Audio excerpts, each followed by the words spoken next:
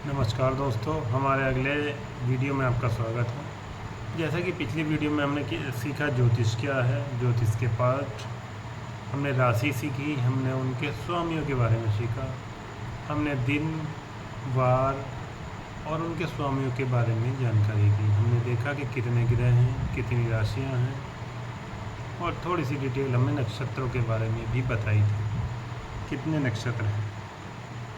इसके बाद हम बढ़ते हैं दिन के ऊपर। एक महीने में जैसा कि आप जानते हैं 30 या 31 दिन होते हैं, फरवरी में 28 दिन भी होते हैं। इसके बाद हिंदी महीनों की बात करें, पक्ष, एक होता है मास और एक होता है पक्ष। अगर हम अपने ज्योतिष के अनुसार हिंदी में बात करें तो प्रत्येक महीने में 2 पक्ष चलते हैं हमारे यहाँ, यानी पक्ष समझ लीजिए 2 पार्ट, 15-15 दिन का एक पक्ष, 15 दिन का एक पक्ष होता है। प्रत्येक महीने के 2 पक्ष यानी 2 पार्ट होते हैं किसी भी महीने में। इसमें महीने में एक बार पूर्णिमा तथा एक बार अमावस्या आती है। पूर्णिमा कब होती है, मोटा मोटा समझ लीजिए, जब चांद पूरा हो, पूरा का मतलब पूरा गोल दिख रहा हो, कलर्ड वाइट दिख रहा हो पूरा चांद, तब वो दिन पूर्णिमा कहलाता है, जिसे हम पूर्णमासी भी कहते हैं। यदि चांद एकदम धीरे धीरे हो, 15 दिन में घट घट कर 0 हो गया है, ख़त्म हो गया है, एकदम अंधेरा है, चांद आपको नहीं दिख रहा है, वो दिन अमावस्या कहलाता है। मैं फिर बता देता हूँ, जिस दिन चांद पूरा होता है, पूर्ण चांद है पूर्णिमा को, और अमावस्या को चांद नहीं होता है।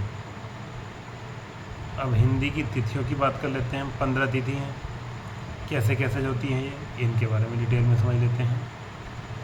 यदि तिथियों की बात करें तो नंबर 1 पर आती है प्रतिपदा, यानी प्रथम से शुरू होती है। ये 0 से 12 अंश तक चलती है।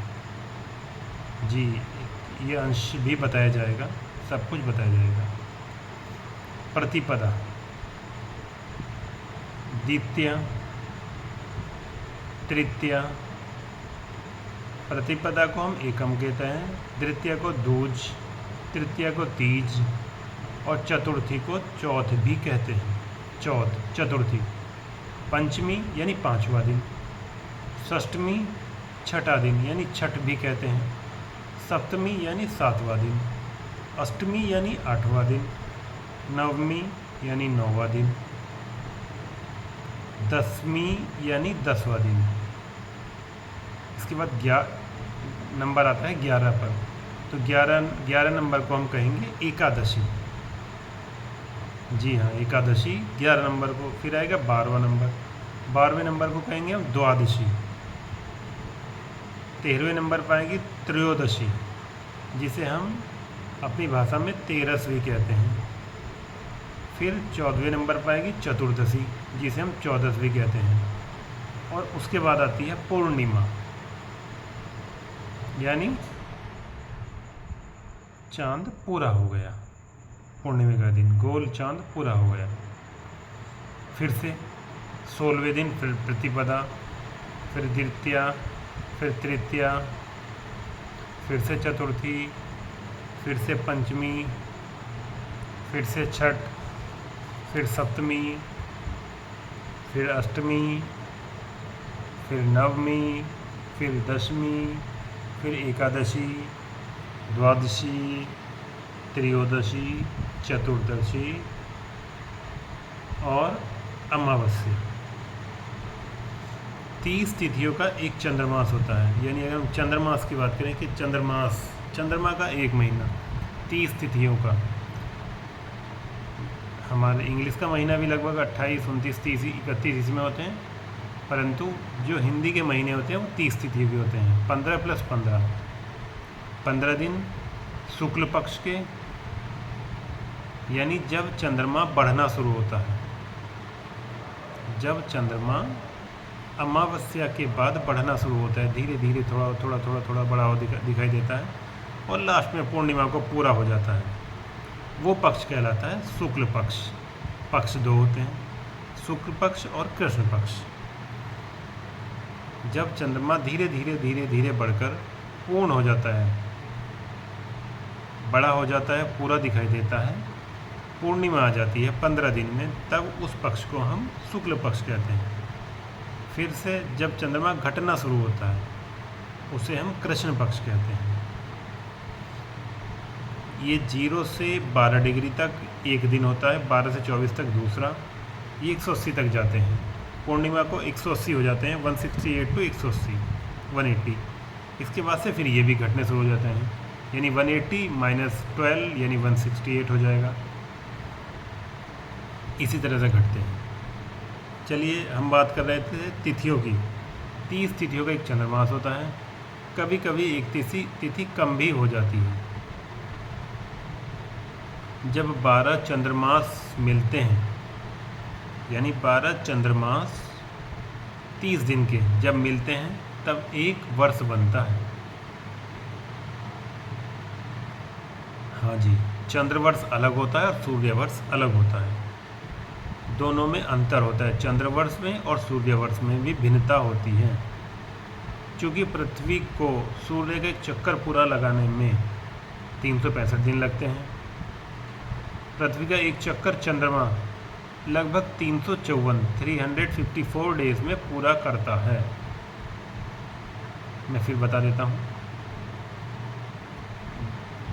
पृथ्वी को सूर्य का एक चक्कर लगाने में, यानी पृथ्वी सूर्य के चारों ओर घूमती है, जब उसका वो पूरे चक्कर लगाती है तब 365 दिन लगते हैं।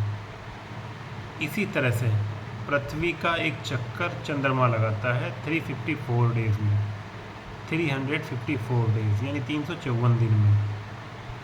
इसका मतलब क्या? इसका मतलब हुआ है कि चंद्रमा पृथ्वी के चक्कर लगा रहा है और पृथ्वी सूर्य के चक्कर लगा रही है। इन दोनों में डिफरेंस आता है 11 दिन का। दोनों में 11 दिन का डिफरेंस आता है, और ये हमारे ज्योतिष में इसे हम मलमास, अधिक मास अथवा पुरुषोत्तम मास का भी प्रावधान है। अब बात करते हैं सौर मास। सौर मास वह अवधि है जिस अवधि में सूर्य एक राशि का चक्कर भ्रमण पूरा कर लेता है। यानी कोई सूर्य एक राशि में जितने दिन रहेगा, एक राशि में सूर्य जितने दिन रहेगा, 1 महीना रहेगा, ये कहलाएगा सौर मास। चंद्रमास क्या है? वह अवधि जिसमें चंद्रमा 12 राशियों में पूरा भ्रमण कर लेता है। यानी जो 12 राशियाँ आपको बताई थी उसमें चंद्रमा पूरा भ्रमण पूरा घूम जाता है 12 राशियों में। इसलिए उसे कहते हैं चंद्रमास। अब 11-11 दिन प्रति महीने समझिए आप, बढ़ाकर हम आगे ले जाएंगे, तब 3 साल में एक एक्स्ट्रा मास बढ़ जाता है, एक एक्स्ट्रा महीना बढ़ जाता है। यानी एक साल में, एक चंद्रमास में, या एक सौर वर्ष की बात करें तो सूर्य दोनों और चंद्रमा के बीच का डिफरेंस जो होता है वो 11 दिन आता है। 3 साल तक 33 दिन, यानी 1 महीना हिंदी के महीनों में इस तरह से बढ़ जाता है। फिर हम तिथियों की बात करेंगे। तिथि जैसे नंदा, भद्रा, जया, रिक्ता, पूर्णा। पूर्णा मतलब पूर्ण तिथि, 5, 10, 15 अथवा 30। बिल्कुल। रिक्ता तिथि 4, 9 और 14 तारीख। 4, 9 और 14 दिन, महीने का चौथा दिन, 9वां दिन और 14 दिन, ये रिक्ता दिन होते हैं। रिक्त रखे गए हैं, इस दिन नया काम कुछ नहीं करना चाहिए। चलिए, मैं समझता हूँ कि आपकी समझ में कुछ ना कुछ ज़रूर आया होगा। अगले चैप्टर में फिर मिलेंगे एक नई जानकारी के साथ। तब तक के लिए नमस्कार।